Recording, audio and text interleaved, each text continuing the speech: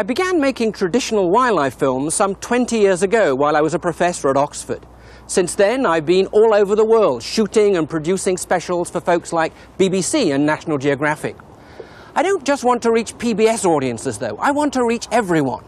So our new show is lots more entertaining. It's faster paced and targeted for broader demographics.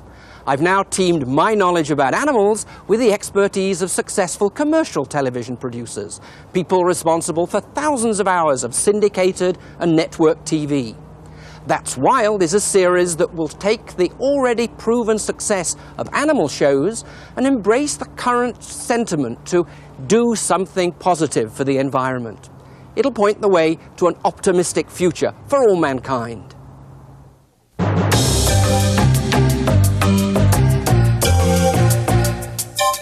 Welcome to the show that believes our survival depends on the life that shares our world. That's Wild. Today, the truth about one of the world's most feared creatures from a man who's been attacked by one. Could this mother cat have given birth to this alien offspring? The answer will astound you. Our traveling art goes on the road, letting children reach out to an animal that lives poles apart from them.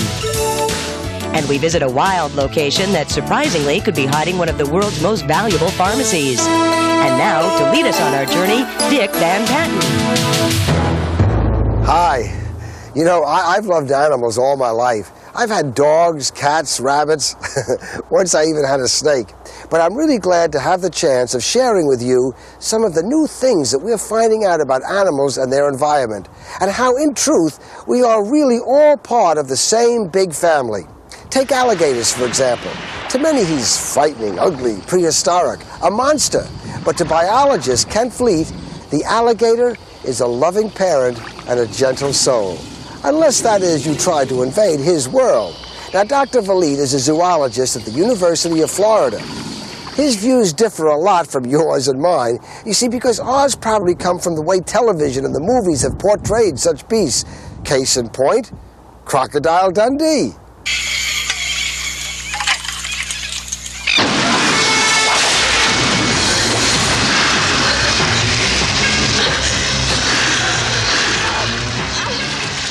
That's frightening.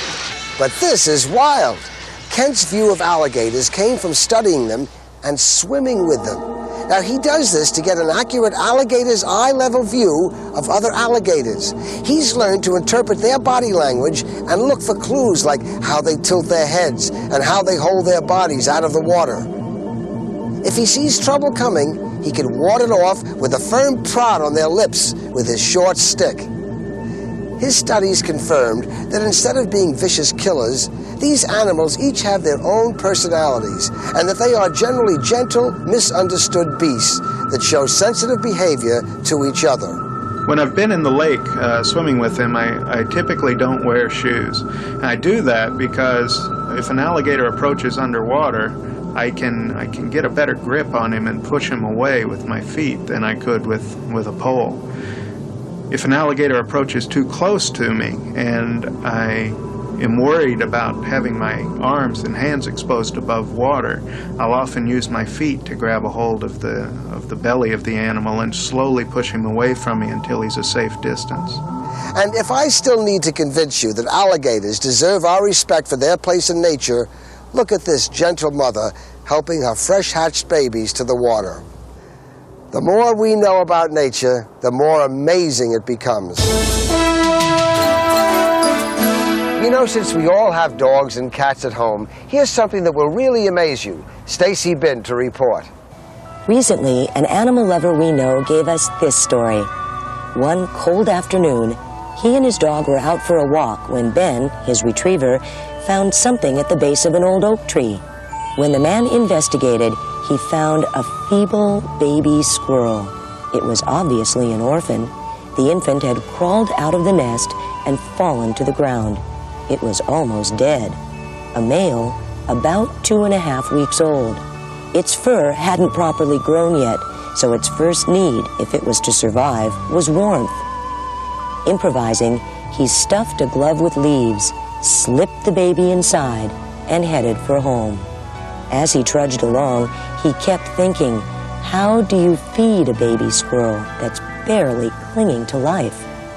He tried again and again to feed cow's milk to the infant from an eyedropper, but there was no response. The little creature didn't seem to have much of a chance. Suddenly, the man had a thought. He'd read that the natural milk from a nursing cat is far more like a mother squirrel's milk. An adult cat would normally eat a little squirrel, but the man thought he just might get a different response from a nursing mother.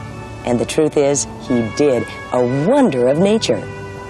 The little squirrel burrowed his way down between the kittens, and the foster mother accepted this pathetic alien. She didn't seem to recognize that this animal had no right to be there.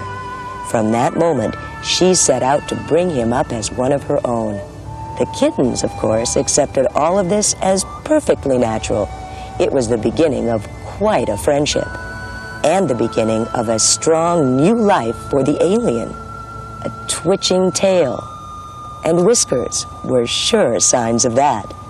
And this strange brood began to grow up together. In the weeks that followed, the baby squirrel picked up so much behavior from the kittens that he earned the name Sammy Squitten. Dick? Boy, it's easy to love a squirrel, but you don't instantly warm up to a frog. But maybe you should. Scientists that were studying this particular frog noticed that if they were wounded for any reason, they always heal perfectly every time.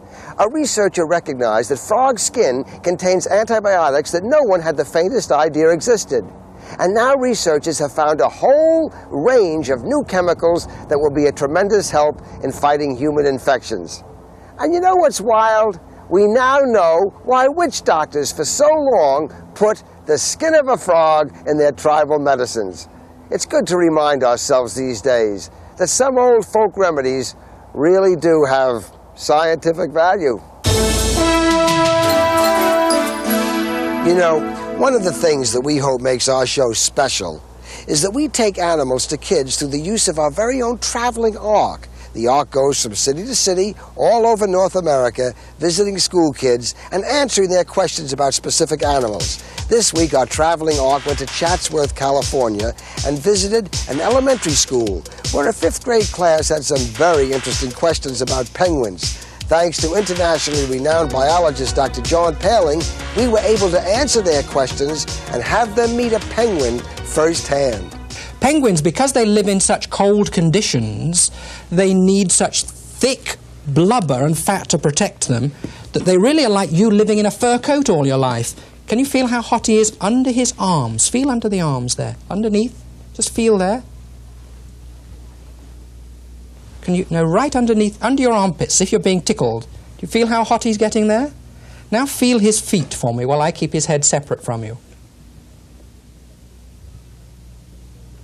You're wrinkling your nose up. What's the matter? It feels gross. It feels gross? The kids asked some great questions about penguins, like these. I was wondering, do penguins fly? Do penguins have feathers? How big fish can they eat? I mean, can they eat big fish, or do they have to always eat little fish? Those were wonderful questions, but look at the television and I've got a bit of tape that will give you the answers. This is the nearest penguins come to flying in air. They use their wings as flippers and actually fly underwater before coming up for air like porpoises. As they crash land on the rocks, they get extra protection from the thick layer of blubber beneath their skin. These particular penguins are rock hoppers, a very different species from this black-footed one we have here in the classroom. They form huge breeding colonies on remote islands. This youngster's molting and gives us the answer to your feather question. Penguin feathers are all small and all the same right over the body, very different from land-living birds.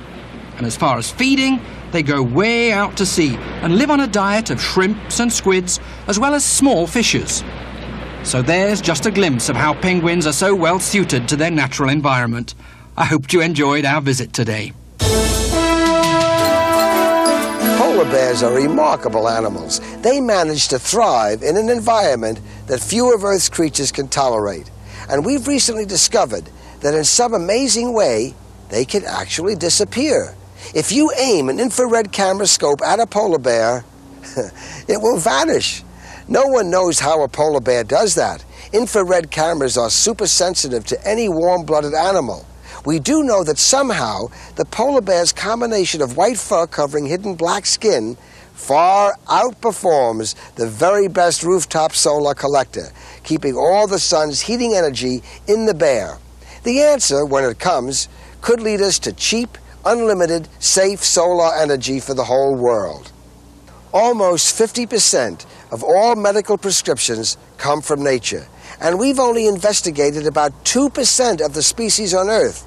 A new chemical that could save your life or mine might be hidden somewhere out there right now, hidden in a plant, in the immune system of an armadillo, even in certain kinds of dirt. And that's why I'm interested in conserving nature, to protect you and me. Right now, I've got a story for you about an environment that you and I recently received as a gift. This is an area on the west coast of Florida, known as Big Bend. Places like this are exactly the sorts of environments where raw materials for new medical breakthroughs can be discovered. Big Bend is the habitat for thousands of creatures, some of them on the endangered list. Many of them cannot survive in a lab or a zoo. In order to thrive, they have to have the whole natural environment.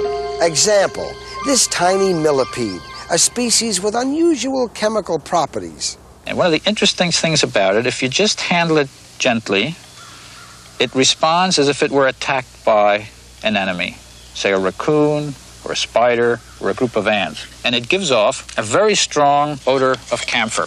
But the compound turned out to be something very different from camphor. It turned out to be a substance very different from any other compound identified from an animal, and turned out to be a substance that is a very powerful insect repellent.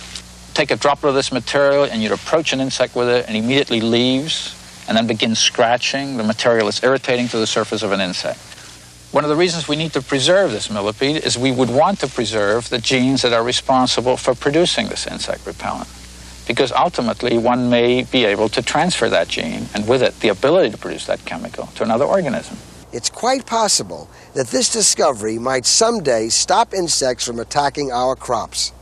Without this natural environment, this little fellow might perish, and along with him goes our chance to learn his secrets. The Big Bend project is also important as the missing link. It now completes a 200-mile chain of nature preserves on Florida's west coast. This is the future of conservation, our future. Thanks to the state of Florida, the Nature Conservancy, the Mellon Foundation, and especially to Procter & Gamble, the company that owned the land, the environment has been protected forever as a nature preserve. Thanks for saving Big Bend. Boy, you've won my respect. Actions like this deserve recognition. And that's what our show is all about, getting back to sharing our world with nature. There are lots of things that we can do as individuals and businesses to make this a better place for all of us to live. I'm Dick VanPatten. See you next time.